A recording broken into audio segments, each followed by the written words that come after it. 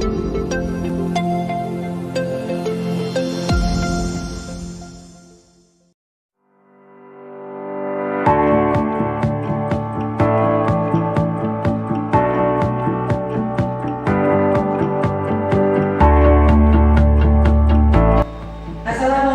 warahmatullahi wabarakatuh.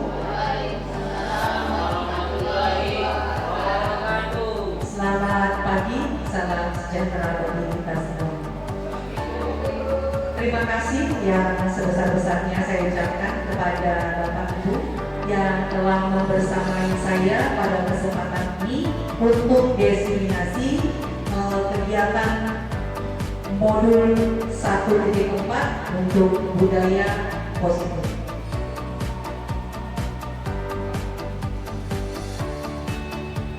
Baik Bapak Ibu, apa yang dimaksud dengan budaya positif atau komunitas atau ekosistem positif? Nah, di sini kita ambil dari apa yang disampaikan oleh Ki Hajar Dewantara, di mana kita ambil contoh perbandingannya dengan hidup tumbuh-tumbuhan. Seorang petani pada hakikatnya sama kewajibannya dengan seorang pendiri, di mana pada saat menanam padi hanya dapat menuntut tumbuhnya padi. Ia dapat memperbaiki kondisi tanah, memelihara tanaman padi, memberi pupuk dan air, membasmi ulat-ulat atau jamur-jamur yang mengganggu hidup tanaman padi dan yang lainnya. Artinya pada saat petani menanam padi, dia hanya berharap itu akan tumbuh padi, bukan jagung.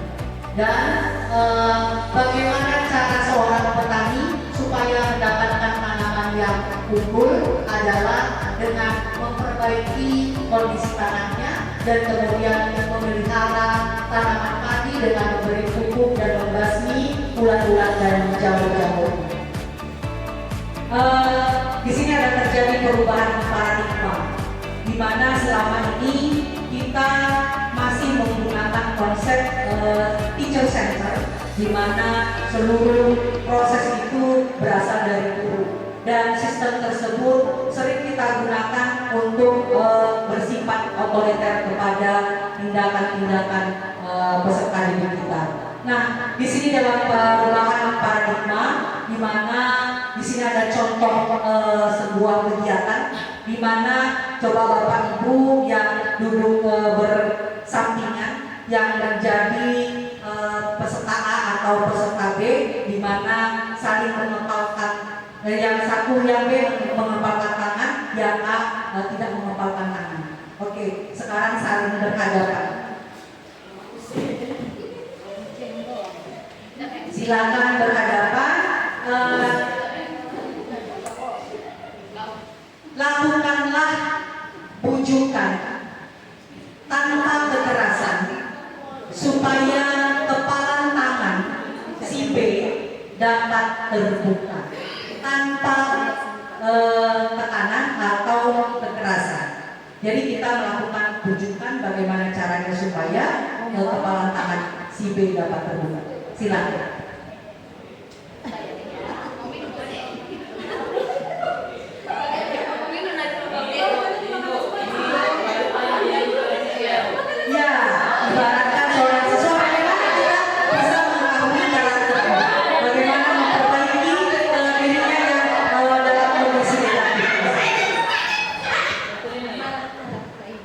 Sudah terbuka? Iya, sudah terbuka. Iya, berarti dengan memberikan imbalan ya. Ada yang dengan memberikan imbalan. Kalau ibu dengan cara apa?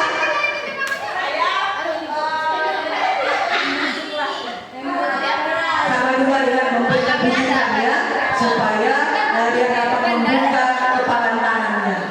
Ibu Rina sudah terbuka? Iya. Kenapa dia mau membuka tangannya? Ada sesuatu yang motivasi. Misalnya, ibu kayak dia pada tahun itu kita tidur bareng-bareng apa? Oke, luar biasa, tepuk tangan untuk Ibu Nurhafida. Jadi dalam konsep ini, di dalam budaya positif, kita tidak boleh lagi menggunakan tekanan atau kita memberikan tindakan-tindakan negatif kepada peserta didik. Jadi kita menggunakan hati kita ketika kita memproses anak kita. Oke, terima kasih. Ya, dalam perubahan paradigma ada namanya teori kontrol. Terkadang guru masih pakai kontrol yang negatif. Di sini peran guru biasanya itu mengontrol murid dan kemudian kritik dan membuat orang merasa bersalah, dapat menguatkan karakter. Kemudian semua penguatan positif efektif dan bermanfaat dan orang dewasa memiliki hak untuk memaksa. Itu biasanya teori kontrol yang terjadi selama ini. Oke, nah paradigma dari stimulus respon tadi menjadi teori kontrol, di mana awalnya kita mencoba mengubah orang agar berpandangan yang sama dengan kita, tapi dengan menggunakan teori kontrol kita berusaha memahami pandangan orang lain tentang dunia. Kemudian perilaku buruk dilihat sebagai suatu kesalahan, tapi pada teori kontrol semua perilaku memiliki tujuan. Kemudian orang lain bisa mengontrol saya, tapi kalau pada teori kontrol hanya Anda yang bisa mengontrol diri Anda. Kemudian ada pemaksaan, ada pada saat bujukan gagal. Sementara pada teori kontrol harus ada kolaborasi dan konsensus menciptakan pilihan-pilihan baru. Makanya pada restitusi kita memberikan pilihan pada anak untuk menyelesaikan permasalahannya. Kemudian model berpikir menang kalah, sedangkan pada teori kontrol harus model berpikir menang-menang. Artinya nggak ada yang kalah, nggak ada yang menang. Oke. Kemudian kita lanjut ke makna disiplin. Di sini disiplin itu berasal dari bahasa Latin yang artinya belajar. Nah, makna asal dari kata ini berkonotasi dengan disiplin diri dari murid-murid Sokrates dan Plato. Nah, disiplin diri akan membuat orang menggali potensinya menuju pada suatu tujuan apa yang dia hargai. Namun dalam budaya kita makna kata disiplin menjadi berubah, yaitu sesuatu yang dilakukan seseorang pada orang lain untuk mendapatkan kepatuhan. Itu makna yang kita buat selama ini. Disiplin itu artinya harus patuh. Nah, kecenderungan adalah menghubungkan disiplin dengan rasa ketidaknyamanan. Artinya bukan berasal dari dirinya sendiri, tetapi bentuknya adalah sebuah kepatuhan. Nah, teori motivasi perilaku manusia itu ada dua macam berdasarkan motivasinya. Ada motivasi eksternal, ada motivasi internal. Nah, motivasi eksternal di sini yang pertama untuk menghindari ketidaknyamanan atau hukuman. Jadi dengan pertanyaan, apa yang akan terjadi apabila saya tidak melakukannya? Itulah yang dirasakan anak. Dia pasti akan berpikir, pasti akan dihukum sama guru atau orang tua, karena masih dalam bentuk motivasi eksternal, sehingga dia menghindari tindakan-tindakan negatif dengan cara hanya sebagai motivasi eksternal. Kemudian yang kedua, untuk mendapatkan imbalan dari orang lain seperti yang dilakukan oleh Ibu Nur Aisyah tadi. Ibu Nur Aisyah dia memberikan imbalan kepada Ibu Popi supaya tangannya bisa terbuka. Berarti itu masih dalam motivasi eksternal. Jadi apa yang akan saya dapatkan apabila saya melakukannya, kata si Popi. Dibilang Bu Popi, jadi bilang Bu Aisyah, saya akan berikan HP. Maka akan terbuka tangannya, walaupun hanya berupa iming-iming belaka, kan? Oke. Nah, yang ketiga ini adalah motivasi intrinsik yang tujuannya untuk mencapai tujuan disiplin positif, yaitu untuk menghargai diri sendiri, menjadi insan sesuai dengan harapan kita. Dengan pertanyaan apa akan menjadi menjadi orang seperti apa apabila saya melakukannya? Tulisannya terlalu rapat ya. Nampak Bu apa tulisannya Bu?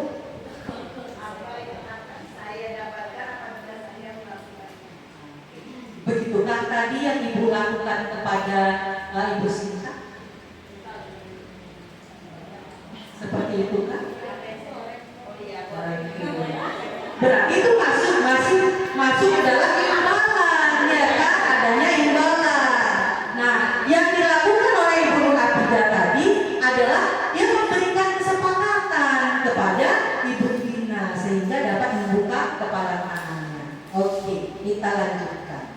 Nah, menurut Ki Hajar Dewantara, makna merdeka itu tidak hanya terlepas dari perintah, tetapi juga cakap buat memerintah diri sendiri. Terkadang saat ini makna merdeka dibuat dengan kata kebebasan, tapi kebebasan yang kebebasan. Artinya dia menganggap bahwa dia dapat melakukannya tanpa ada tanggung jawab dari dirinya sendiri. Oke. Nah, untuk mencapai budaya positif, ternyata Bapak Ibu, itu semua diawali dari adanya peraturan kelas atau peraturan sekolah. Sekolah sudah membuat tata tertib atau peraturan, di mana nantinya peraturan kelas atau peraturan sekolah itu akan kita bentuk menjadi keyakinan kelas, di mana pasti ada nilai-nilai kebajikan yang terdapat di dalam peraturan kelas. Contohnya, misalnya hadir tepat waktu. Maka nilai apa yang akan kita ambil di sana? Pastinya nilai disiplin. Nah, jadi peraturan sekolah baik atau tidak? Baik, tetapi terkadang belum disepakati atau diyakini oleh peserta didik kita, karena dia tidak merasa itu menjadi tanggung jawabnya. Maka tugas kita sebagai seorang guru, kita akan membuat kesepakatan di dalam kelas atau keyakinan di dalam kelas supaya mereka menanggung-jawabi nilai-nilai yang sudah kita sepakati bersama. Oke, nah setelah terbentuk keyakinan kelas di setiap kelas pasti akan menciptakan lingkungan yang positif. Maka terbentuklah budaya positif di SMA Negeri 3 pada musim ini. Nah, selanjutnya bicara tentang keyakinan kelas, ternyata kita juga akan membicarakan apa itu hukuman dan penghargaan. Bapak Ibu, mengapa keyakinan kelas bukan peraturan saja? Kenapa harus pakai keyakinan kelas? Kan sudah ada peraturan. Kita buat lagi keyakinan kelas. Contoh, ada pertanyaan di depan. Coba Bapak Ibu pahami ketiga pertanyaan ini.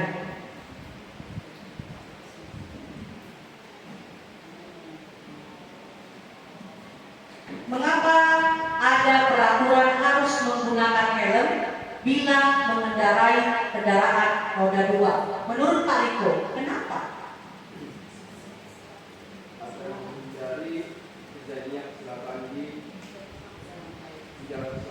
Artinya keselamatan ya, menjaga keselamatan diri.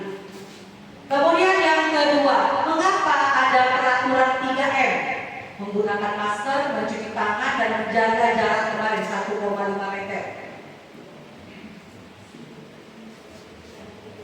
Supaya terhindar atau terinfeksi ya, terinfeksi virus.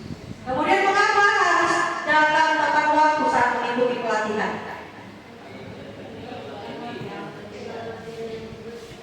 Agar tidak ketinggalan materi. Artinya setelah kita mendengarkan, apakah yang ada tadi motivasi intrinsik atau motivasi ekstrinsik?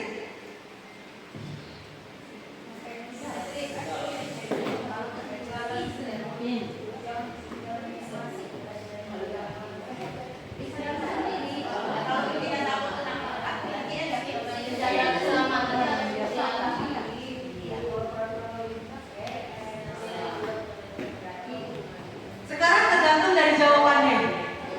Tadi kalau Pak Riko menjawab, Jawabannya adalah untuk keselamatan. Berarti dia sudah menyadari. Bukan itu, bukan karena kalau dia jawabannya seperti ini takut ditangkap polisi. Tapi ekstrim. Kalau yang kedua masih intrinsik karena apa? Menyadari kesehatan di dalam diri sendiri. Kemudian yang ketiga, sadar ya, sadar harus datang tepat waktu. Oke. Hah? Oh, takut malu, biasanya itu sudah masuk ke mana? Ekstrinsi.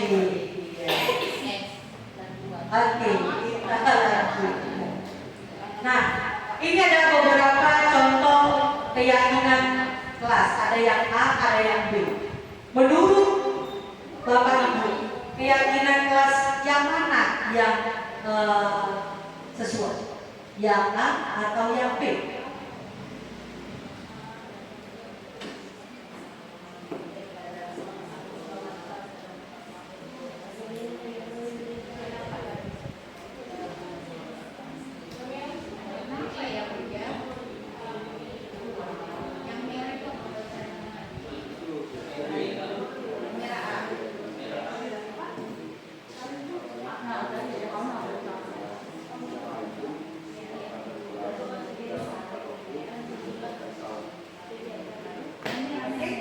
Yang mana yang tepat, yang A atau yang B?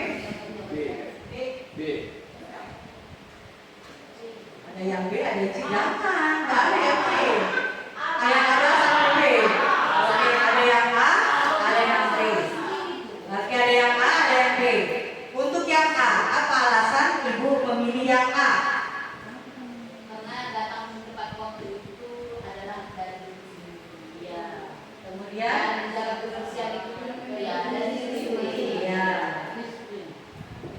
Terus Berdoa sebelum dan sesudah kegiatan itu bisa dikatakan kegiatan. Iya. Karena kan dia berdoa dan berdoa sebelum dan sesudah kegiatan dia sudah berdoa. Terima kasih Ibu. Ya. Ada yang jawab B? Ada yang jawab B?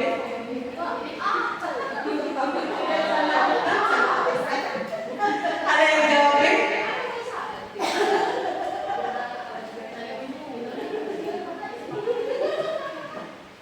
Kalau kita perhatikan, keduanya sebenarnya tepat atau tidak? Tepat. Iya kan? Sama-sama membentuk kesadaran. Artinya sama-sama datangnya dari motivasi intrinsik. Tapi di sini ada pola yang harus ditetapkan. Apa? Artinya ada simbol-simbol atau judul dari proses dari apa pembuatan keyakinan kelas. Kalau yang B itu kan tidak lengkap seperti itu. Itu yang mungkin mendasari Bapak Ibu memilih bagian yang A. Oke. Kita lihat yang selanjutnya. Nah, di sini ada kegiatan mendalami keyakinan kelas. Nah, untuk tabel Y, yang ini tabel Y ya. Yang ini tabel Y. Oke? Nah, untuk hormat, kami meyakini bahwa sangat penting untuk menghormati semua orang dan barang milik orang lain. Nah, kalau terlihat apa yang terlihat Bapak Ibu yang dilakukan oleh siswa ketika dia mewujudkan nilai hormat,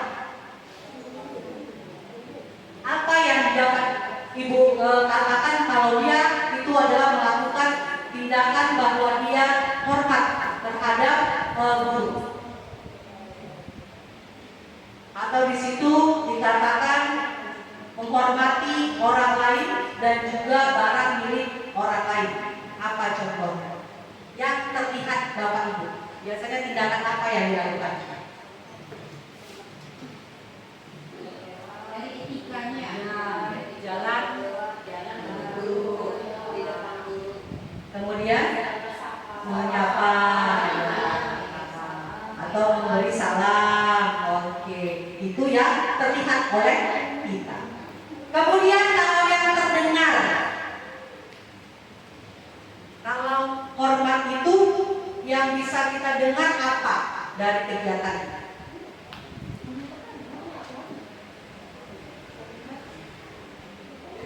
Yang terdengar,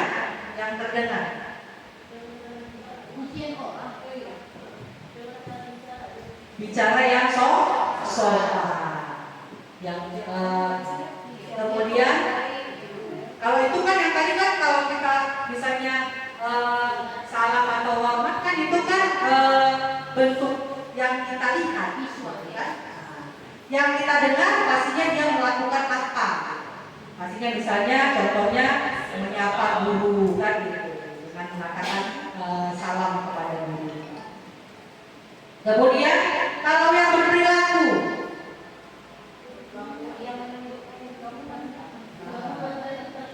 ya terlihat dari keduanya. Oke, inilah yang dikatakan sebagai kegiatan pendalaman keyakinan kelas. Artinya ini yang akan dituangkan di dalam keyakinan kelasnya Bapak Ibu nanti. Dibicarakan sama anak-anak. Yang terlihat itu seperti apa, yang terdengar itu seperti apa, dan yang berperilaku itu seperti apa. Jadi disampaikan kepada anak-anak supaya dia bisa membandingkan atau membedakan nilai-nilai apa yang harus dibentuk di sana. Oke. Baik, di sini ada contoh peraturan dan dia termasuk keyakinan kelas atau nilai kebajikan saja atau nilai kebajikan yang dituju. Yang pertama, selalu kembalikan buku ke tempatnya. Itu keyakinan kelas atau nilai kebajikan?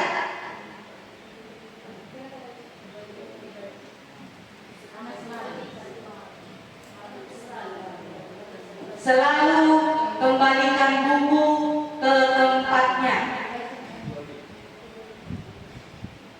Keyakinan kelas atau nilai kebajikan? Nilai kebajikan. Simpan ya, nilai kebajikan. Kemudian yang kedua, dilarang mengganggu orang lain. Keyakinan kelas. Yang ketiga, hadir di sekolah 15 menit sebelum pembelajaran dimulai. Keyakinan. Kemudian dilarang melakukan kekerasan.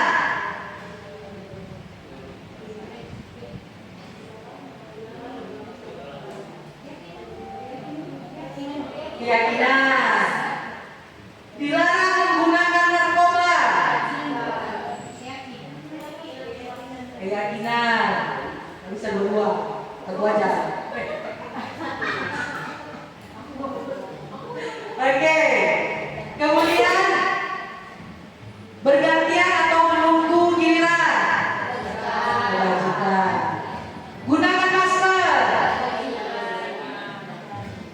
Gunakan masker.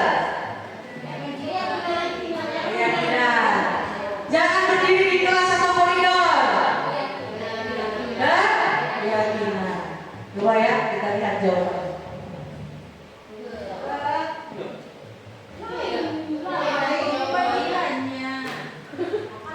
Maksudnya nilainya itu apa? Oke, kalau selalu kembalikan buku ke tempatnya berarti dia memiliki tanggung jawab. Nah, berarti nilai kebajikan kita Ibu Kopi. Dilarang mengganggu orang lain, menghormati orang lain dan diri sendiri. Termasuk apa? Kebajikan. Jadi semua kebajikan dong. Kemudian hadir di sekolah, menghormati orang lain dan komitmen pada tujuan. Ada keselamatan, ada kesehatan, menghormati orang lain, ada kesehatan dan keselamatan. Oke, itulah nilai-nilai yang terbentuk. Dihukum oleh penghargaan, pernah dengar? Ini saya sempat pelajari lebih mendalam. dalam. Ada kata-kata dihukum oleh penghargaan.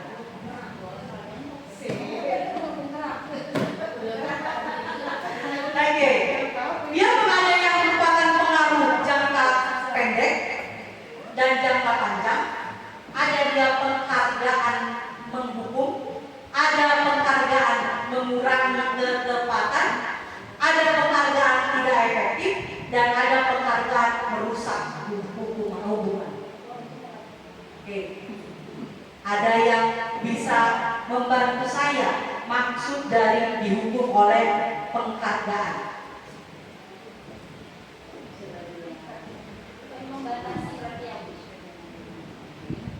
Pada penghargaan menghukum, ternyata Bapak Ibu, kenapa di kurikulum Merdeka dihilangkan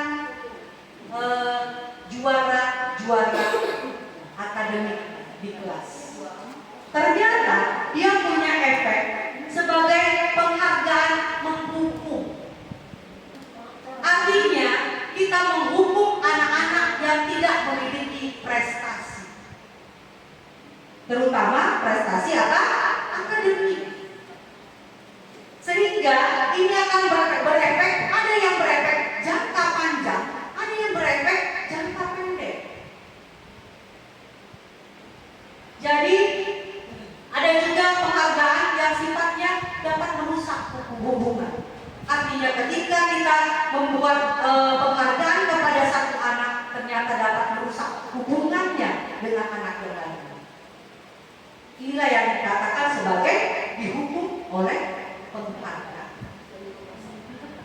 Ini yang masih sering terjadi di kalangan kita guru-guru. Oke. Selanjutnya ada beberapa tindakan yang dapat kita tentukan sebagai hukuman dan konsekuensi. Menyuruh murid mencatat.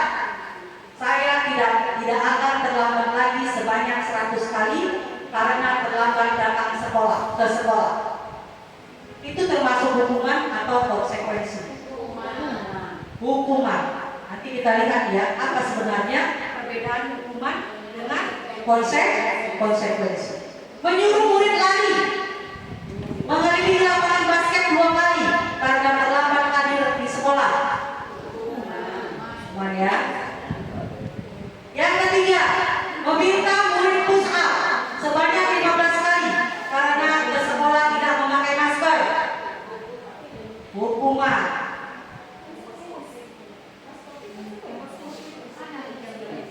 Meminta murid mengganti kertas tugas teman yang dicoret-coret. Konsekuensi. Meminta murid membersihkan tumpahan air di meja. Meminta murid tidak mengenakan sepatu seharian di sekolah karena sepatunya tidak berwarna hitam.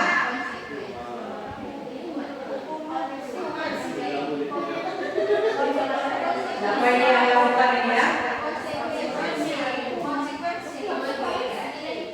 Oke.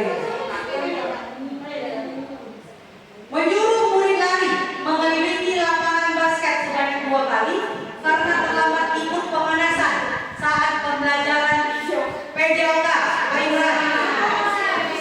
Konsekuensi. Sekarang kita lihat jawaban. Betul nggak yang Bapak Ibu bilang?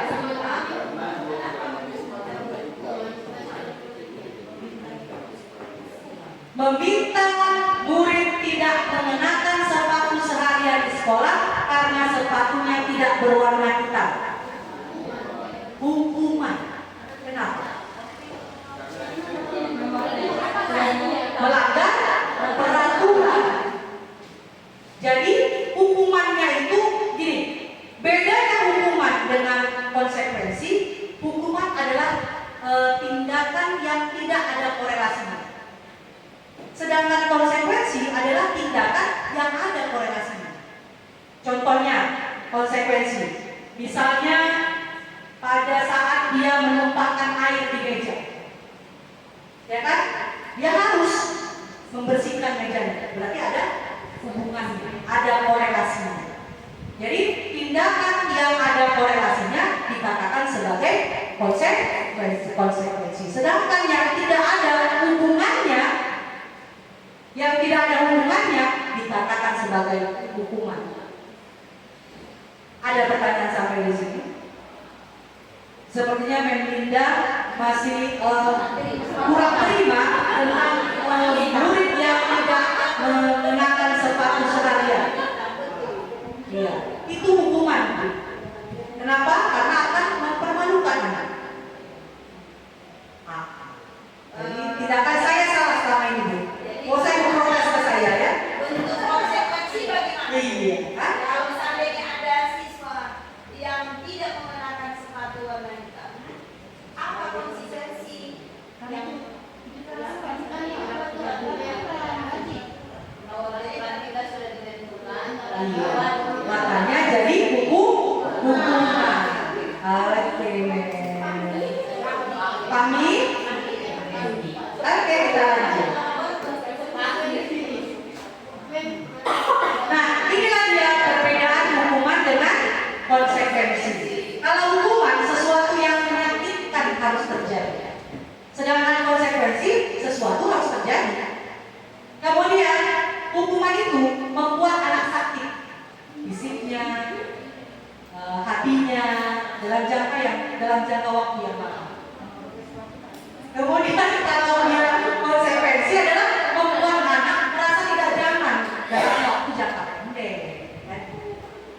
Kemudian hukuman itu anak akan membenci kedisiplinan. Sedangkan kalau konsekuensi anak akan menghargai disiplin. Kemudian karena akan ada gini, ternyata setiap apa yang kita lakukan dilarang, pasti akan kita pertanyakan, kenapa itu dilarang? Kan? Sehingga dia pasti akan timbul hal yang positif dan hal yang negatif.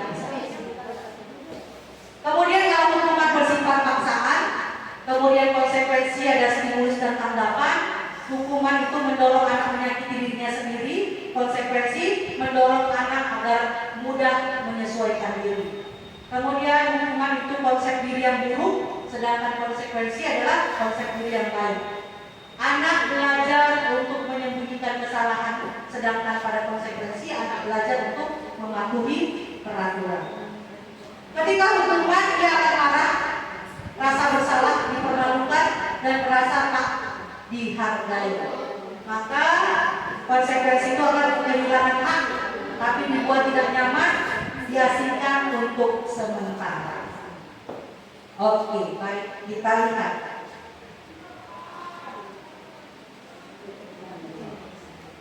Ternyata Bapak Ibu, setiap manusia itu memiliki kebutuhan dasar.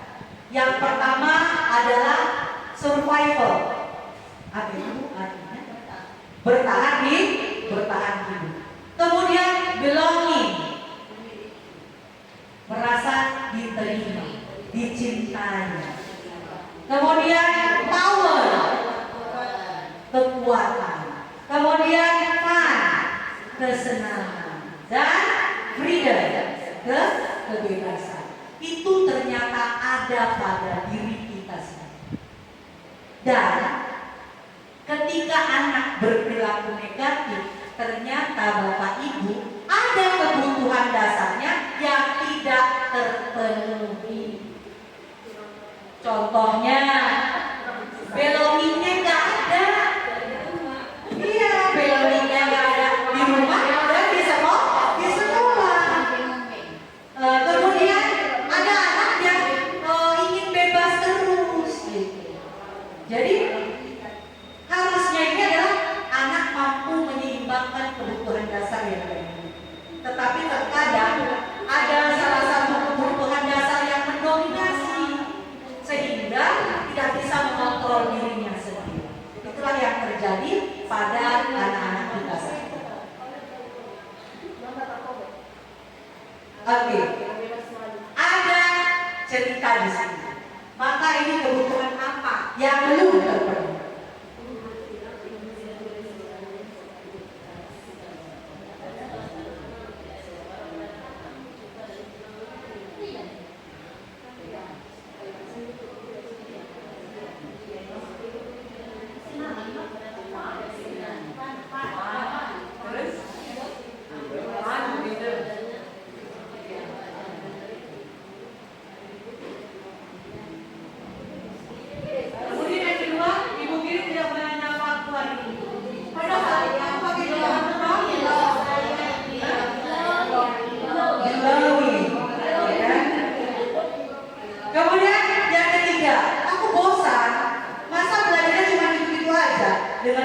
guru aja.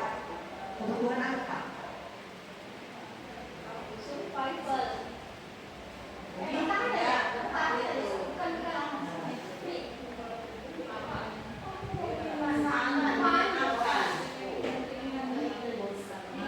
Berarti dia butuh hal yang menyenangkan. Aku sebel, gambarku tidak rapi, malah ibu guru menunjukkan ke teman-temanku di depan kelas.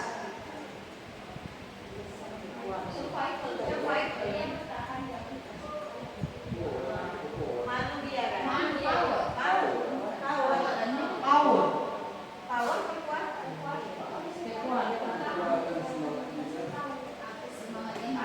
Kalau survival cuma itu yang bisa aku dapatkan gitu. Aku juga pengen, tapi cuma itu yang aku bisa. Berarti dia juga harus survive. Dia hanya bisa survive. Iya. Dengarkan yang tua sedang berbicara.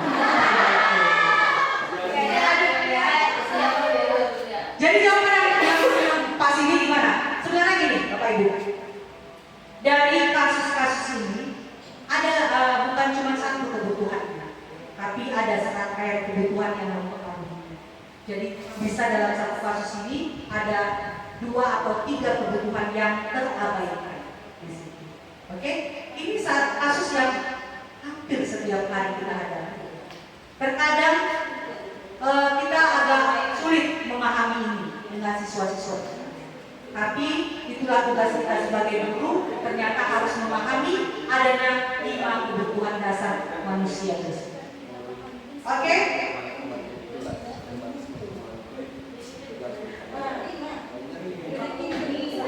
Ya silakan Ibu.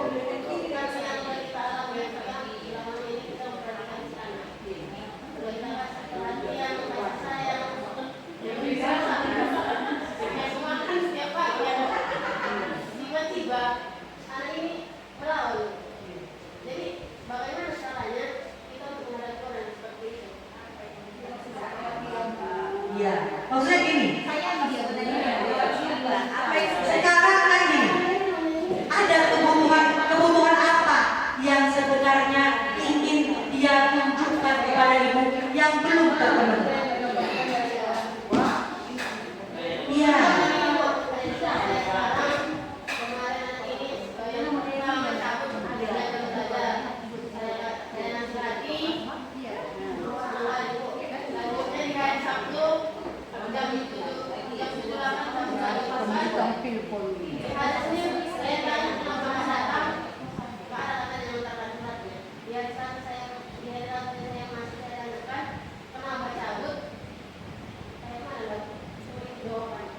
Oke, nah di sini Ibu, konteksnya apa? Ibu belum bisa memahami kebutuhan dasar. Artinya gini, memang sama anak kita, bagaimana peran kita supaya kita bisa lebih dekat kepada anak dan istilahnya kita harus tahu dia itu sebenarnya kenapa. Dia belum jujur sama ibu, belum jujur sepenuhnya sama ibu. Apa yang terjadi? Bisa jadi karena dia takut sama ibu. Iya. Iya. Kenalan ya? Tak kenal maka saya. Tak sayang maka tak menikah, ya kan? Baik, kita lanjutkan. Nah, lucu ini yang tadi yang ibu bahas. Nah, di sinilah ibu posisikan dulu diri ibu. Ada 5 posisi kontrol pada guru. Yang pertama namanya adalah penghukum. Yang kedua, pembuat merasa bersalah. Gak kasihan kau sama aku, sama ibu nak. Kalau kau lah buat kayak gitu terus sama ibu, habis nanti ibu dimarahin ibu Dewi nak. Kalau pulang sekolah terus nak. Iya.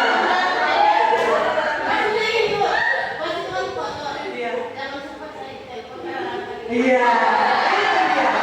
Itu juga tindakan yang motivasinya masih ekstrinsik, Bu. Iya. Motivasi ekstrinsik yang artinya kita menjadi peran sebagai penghukum dan pembuat merasa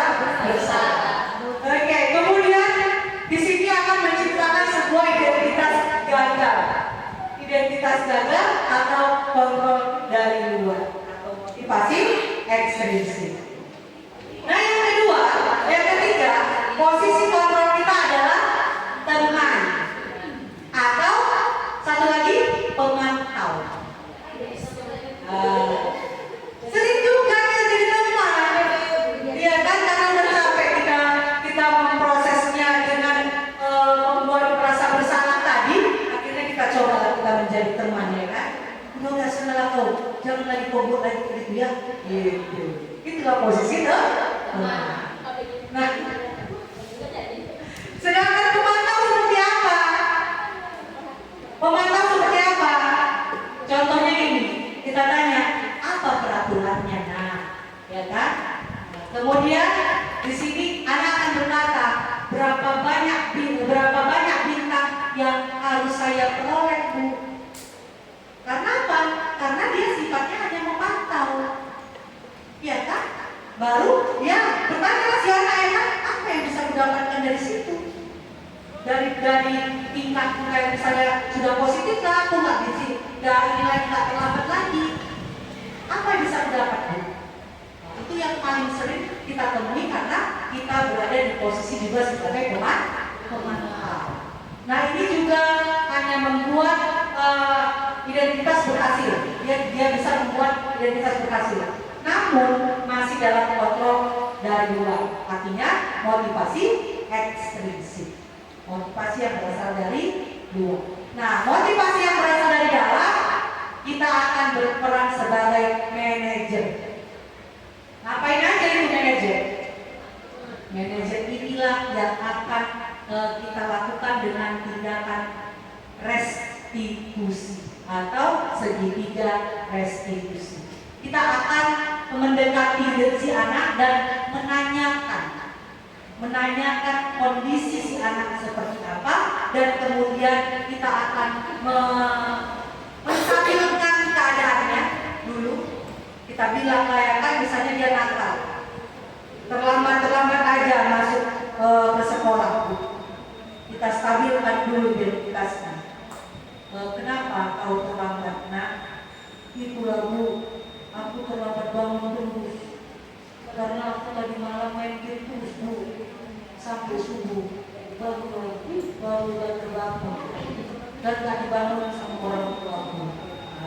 Itulah kata dia. Nah, kemudian ibu bilang gini, ya kalau ibu suka main game, ibu sendiri juga lupa dia. Nah, kita stabilkan identitasnya. Kemudian kita lanjutkan, kita validasi kesalahan. Nah, apakah yang kau lakukan ini benarnya? Dia bilang pasti enggak, Bu. Gitu. Barulah kita selanjutnya nanyakan keyakinan di kelasnya. Kita tanyakan, sudah sesuai nggak dengan nilai-nilai positif? Pasti dia akan bilang nggak sesuai. Nah, langkah-langkah inilah Bu Lucy yang harus diterapkan sebagai seorang manajer. Terkadang kita nggak gitu, ya kan? Awalnya paku, baru kita buat dia merasa bersalah, ya kan? Habis itu kita kawan, udah sana masuk orang kita merasa mengklaim saya. Itu teman tahu besoknya dia merasa begitu aja di ibu ini ada daging. Akhirnya masalah anak tidak akan terpecahkan, maka identitasnya tidak akan berhasil. Nah di sini tetap akan mendapatkan identitas yang sukses atau yang berhasil. Oke, ada pertanyaan nih. Di mana posisi Bapak Ibu sebelum belajar disiplin positif? Ibu di mana? Ibu? Kebanyakan memantau. Oke, bagus dan tinggi. Ibu? Menghukum. Masih menghukum Ibu, tapi Ibu sering restitusi.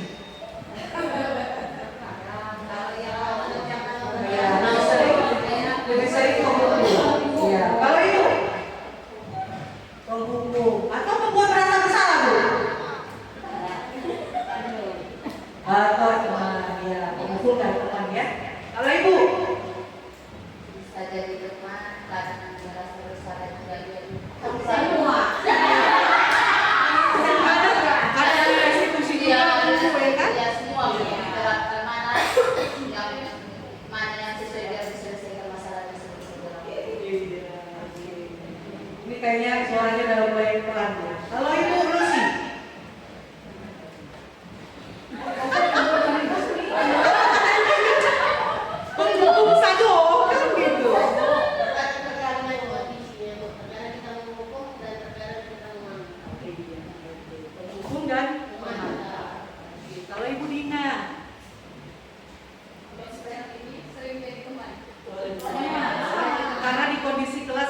temani gitu ya kan. Kalau yang dulu penghukum ya kan, dan pembuat rasa bersalah. Kalau Bapak Indra, jangan waktu Bapak jadi wali kelas ya, tapi peran Bapak sebagai seorang guru saja. Menghukum dan membuat rasa bersalah. Jadi sama siapa Bapak buat kata-kata rasa bersalah?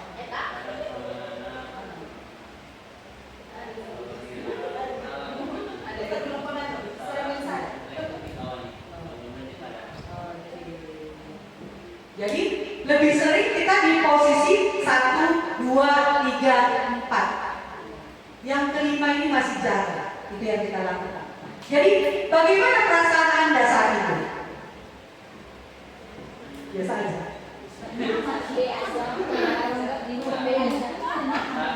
Iya. Iya. Merasa bersalah ya atas hukuman yang sudah kita buat. Kemudian di mana posisi Anda saat ini setelah belajar disiplin positif? Pengennya jadi manajer ya? Dia memangkat dia jadi manajer gitu. Iya, berusaha untuk memperbaiki diri. Setelah Anda berpikir Anda akan menjadi di posisi manajer, bagaimana perasaan Anda saat ini? Mau emosi, nggak bisa, gitu kan? Mau marah nggak bisa, gitu. Iya.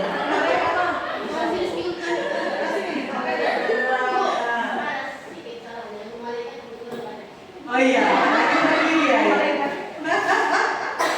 Oke, kita lanjut.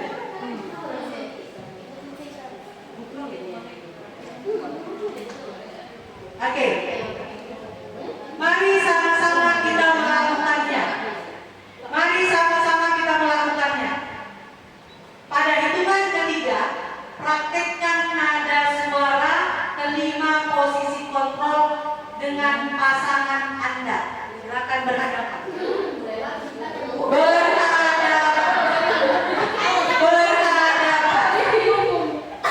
Kata-kata yang pertama. Kata-kata yang pertama. Apa yang kamu mau? Tapi apa yang kamu mau? Tetapi dari keempat bagian ini, bagaimana penggunaan nada suaranya? Ketika dia menghukum, membuat rasa bersalah, memantau atau manajer. Silakan.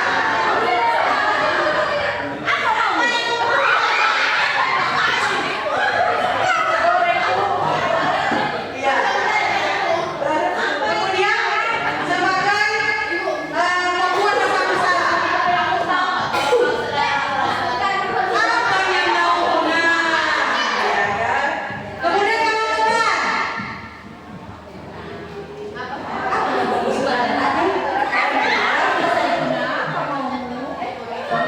Apa yang sebenarnya mau Besti?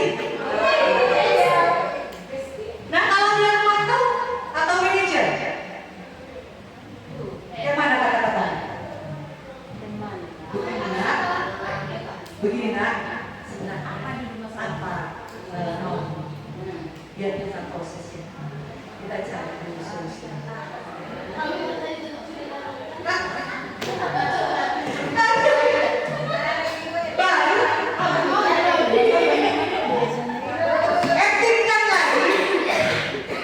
actingkan lagi ketika kalian jadi Bapak Ibu jadi penghukum, teman, kemudian membuat rasa bersalah dan pemantauan manajer dengan kata-kata apa yang sedang kamu kerjakan.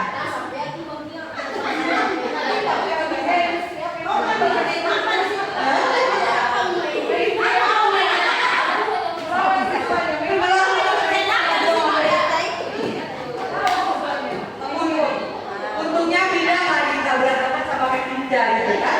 Agak sulit dia itu. Masa dia memarahi gurunya? Oke. Kapan saya bisa harapkan ini selesai? Di mana Anda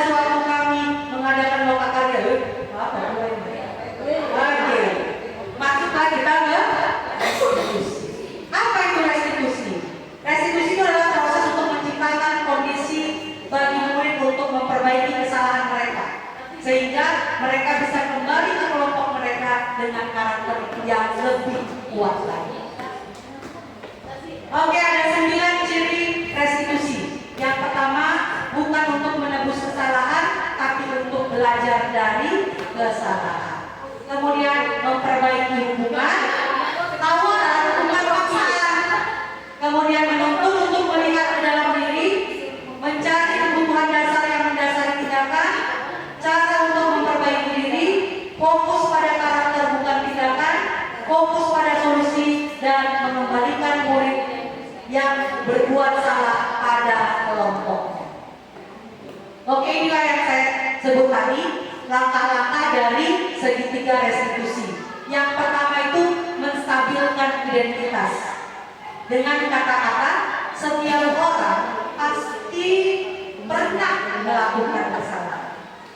Bukan kamu satu-satunya yang pernah melakukannya. Manusiawi itu seperti itu. Itu menstabilkan identitas. Supaya apa? Supaya dia bisa mengeluarkan unek-uneknya sama kita. Apa yang ada di dalam yang sedang dia simpan akan keluar ketika kita menstabilkan identitas. Baru yang berikutnya kita validasi kesalahan dia, tindakan yang salah tadi dengan pertanyaan. Kamu tentu punya alasan mengapa melakukan itu. Kemudian adakah cara yang lebih efektif untuk mendapatkan apa yang kamu butuhkan? Kan gitu. Baru kita tanyakanlah keyakinan. Nilai-nilai apa yang telah kita sepakati nah. Kemudian kamu inginnya menjadi orang yang seperti apa nantinya setelah kau sadar ini kesalahanmu semuanya. Itulah tindakan pada segitiga restitusi.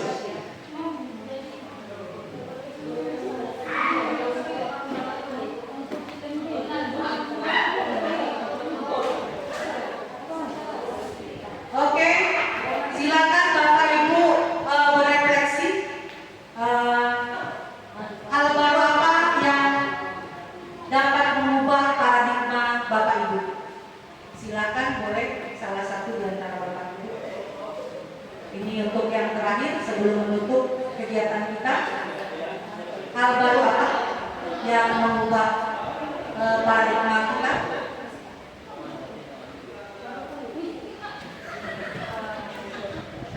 Silakan. Silakan. Nah, inilah kalau kita ngajak guru PJOK dalam kegiatan itu. Sakit kepalanya karena harus mendengarkan materi. Apa yang dapat mengubah paradigma Bapak? Apa konsepnya tadi yang sudah kita pelajari? Apa ya Pak? Awalnya kita tidak tahu bagaimana silakan.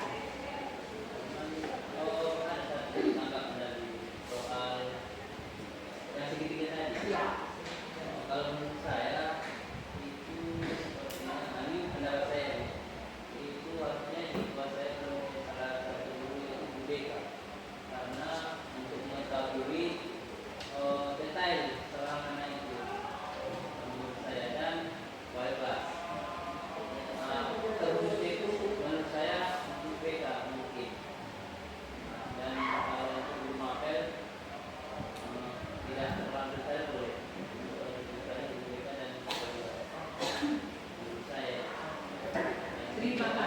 Terima kasih.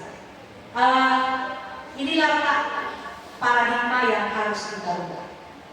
Ternyata memahami anak tidak harus lagi tugasnya seorang guru BK, tapi kita adalah BK yang sebenarnya. Karena kita yang tahu sebenarnya anak itu butuh apa dari kita. Ketika belajar olahraga, penjas, sebenarnya anak kita itu butuh apa? Itu yang sebenarnya harus kita pahami. Jadi, ketika dia bermasalah, berarti ada kebutuhannya yang harus kita lengkapi. Bagaimana cara melengkapi kebutuhannya? Dengan mengikuti aturan segitiga restitusi. Itulah perubahan paradigma. Oke, terima kasih kepada Pak Ibu. Kemudian perasaan apa yang muncul selama mengikuti sesi ini, khususnya mengenai disiplin dan motivasi intrinsik. Maksudnya perasaannya bagaimana Bapak Ibu? Sedih? Sedih karena sudah merasa bersalah selama ini, tidak memahami bahwa disiplin ternyata kita memaksakan sebuah kepatuhan. Sedangkan motivasi intrinsik masih jarang kita terapkan di dalam berhadapan dengan anak-anak kita. Oke, kemudian yang ketiga, saya akan menjadi among seperti apakah setelah mengikuti sesi ini. Maka akan menjadi Bapak Ibu guru yang berperan sebagai manajer. Oke, baik Bapak Ibu, terima kasih untuk pertemuan kita pada pagi hari ini. Terima kasih banyak atas kesempatannya telah membersamai kita dalam kegiatan diseminasi kegiatan budaya positif. Mudah-mudahan apa yang sudah kita pelajari pada pagi hari ini dapat bermanfaat bagi Bapak Ibu dan dapat kita terapkan di dalam pembelajaran kita menghadapi anak-anak kita di SMA Negeri 3 pada selanjutnya. Terima kasih. Assalamualaikum warahmatullahi wabarakatuh. Selamat pagi.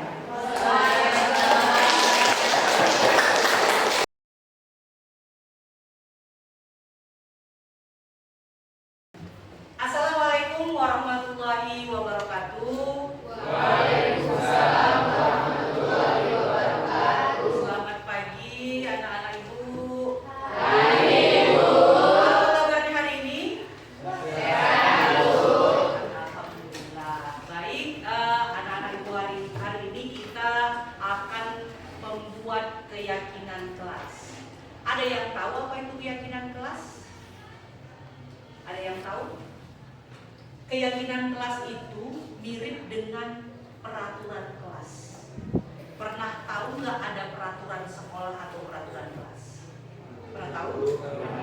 Peraturan itu sifatnya ditentukan oleh pihak sekolah atau orang yang ada di dalam kelas. Sementara kalau keyakinan kelas itu adalah keyakinan yang dibentuk untuk mewujudkan nilai-nilai yang ada pada keyakinan yang kemudian akan ditanggungjawabkan bersama. Jadi keyakinan ini kita sepakati nanti bersama dan kita tanggung jawab. Jadi artinya kenapa harus menggunakan keyakinan kelas? Karena kalau pakai keyakinan kelas maka kita akan meyakini bersama-sama apa yang menjadi nilai-nilai yang kita sepakati. Dan kemudian kita tanggung jawab. Itulah pentingnya kenapa harus ada keyakinan kelas. Baik, ada nggak yang tahu contoh dari keyakinan kelas? Di sini misalnya ada nggak peraturan di sekolah yang kalian bisa sebutkan pada saya? Satu saja peraturan di sekolah ini yang kalian bisa sebutkan. Silakan. Apa contohnya? Silakan Leni. Hadir tepat waktu.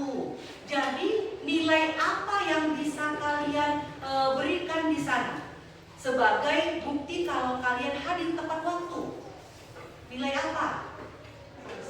Disiplin, pintar. Jadi kalian nanti akan menuliskan keyakinan kelas pada sticky note yang akan saya berikan.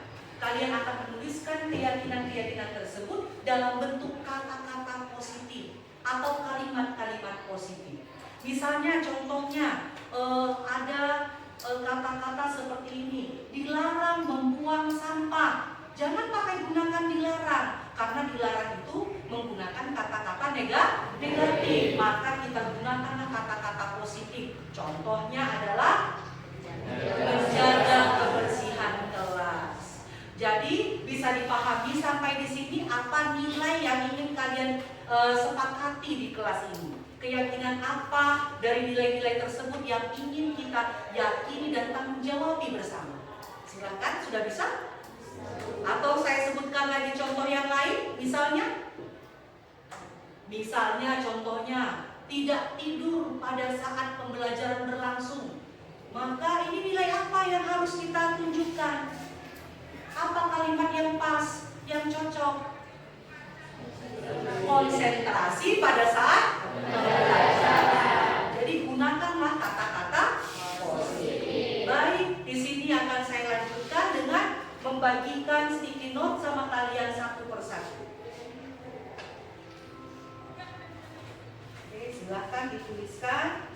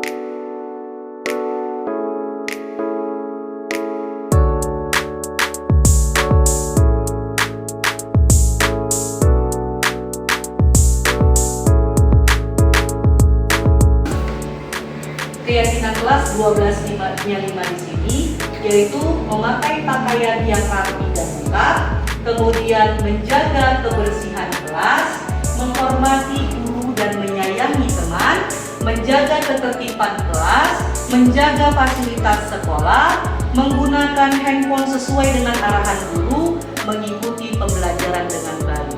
Baik, itulah keyakinan kelas yang sudah kalian bentuk.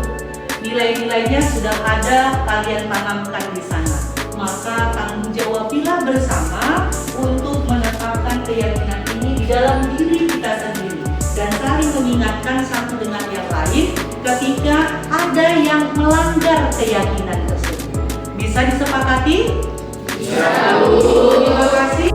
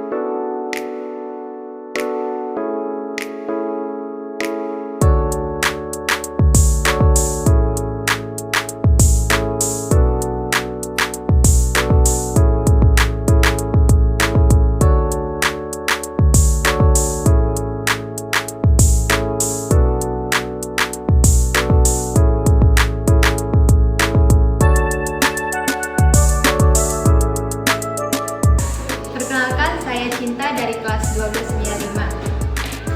Perasaan saya saat membuat keyakinan kelas itu sangat menyenangkan karena keyakinan kelas itu sangat penting agar proses pembelajaran berjalan dengan lancar dan disiplin. Terima kasih. Perkenalkan, nama saya Trinity dari kelas 1295. Perasaan saya membuat keyakinan kelas tersebut sangat bahagia. Kemudian membuat keyakinan kelas tersebut sangat penting karena agar menjalin silaturahmi yang lebih kuat. Terima kasih. Perkenalkan, nama saya Emily Gracia Papahan dari kelas 1295. Perasaan saya saat membuat keyakinan kelas sangat senang karena keyakinan kelas sangat penting.